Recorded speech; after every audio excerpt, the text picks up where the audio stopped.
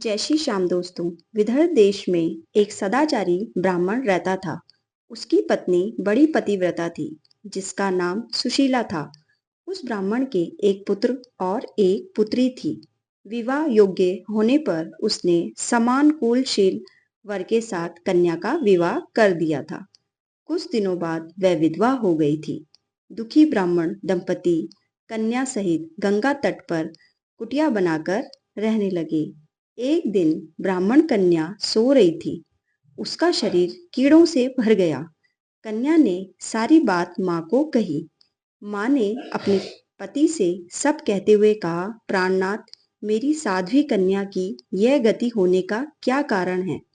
ब्राह्मण ने समाधि द्वारा इस घटना का पता लगाकर बताया कि पूर्व जन्म में भी यह कन्या ब्राह्मणी ही थी।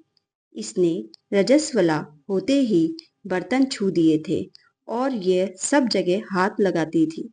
इस जन्म में भी इसने लोगों की देखा देखी ऋषि पंचमी का व्रत नहीं किया कि इससे कुछ भी नहीं होता है। इसीलिए इसके शरीर में कीड़े पड़ गए, क्योंकि यह दोष हो गई, इसे दोष लग गया। धर्मशास्त्रों की मान्यता है कि रजस्वला स्त्री पहले दिन चांडालनी, दूसरे दिन ब्रह्मघातिनी तथा तीसरे दिन धोबिन के समान अपवित्र होती है। यह चौथे दिन स्नान करके शुद्ध होती है। यदि यह शुद्ध मन में भी ऋषि पंचमी का व्रत करे तो इसके सारे दुख दूर हो जाएंगे और अगले जन्म में अटल सौभाग्य प्राप्त करेगी। पिता की आज्ञा से पुत्री ने विधि पूर्वक ऋषि पंचमी का व्रत किया, पूजन किया और विधि पूर्वक उद्यापन किया। व्रत के प्रभाव से वह सारे दुखों से मुक्त हो गई। अगले जन्म में उसे अटल सौभाग्य सहित अक्षय सुखों का भोग मिला। इसलिए हर किसी स्त्री को हर वर्ष में एक बार ऋषि पंचमी का व्रत जरूर करना चाहिए। राधे राधे।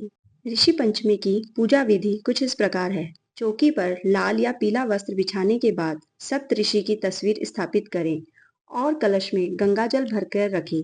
आप चाहे तो अपने गुरु की तस्वीर भी स्थापित कर सकते हैं।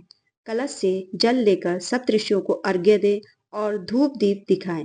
अब उन्हें फल फूल और नैवेद्य आदि अर्पित करें। इस दिन आप अनाज नहीं खाएं। इस दिन आप केवल फलाहार पर ही रहें और इस दिन गंगा जल से जरूर जरूर स्नान करें। अंत में आरती करके प्रसाद सभी में बांट दें। फिर अपने घर के बड़े लोगों के पैर छुएं। इसके बाद पूरे दिन फलाहार व्रत रखें। फिर रात में भोजन करके अपना व्रत खोलें। इस बात का ध्यान रखें कि इस दिन हल का बोया हुआ कोई भी अनाज नहीं खाना चाहिए। आप केवल पसई ध्यान का ही सेवन करें और इस दिन सिर्फ फलाहार या सागार ही करें। आप पेड़ से टूटा हुआ फल भी खा सकते हैं। राधे राधे।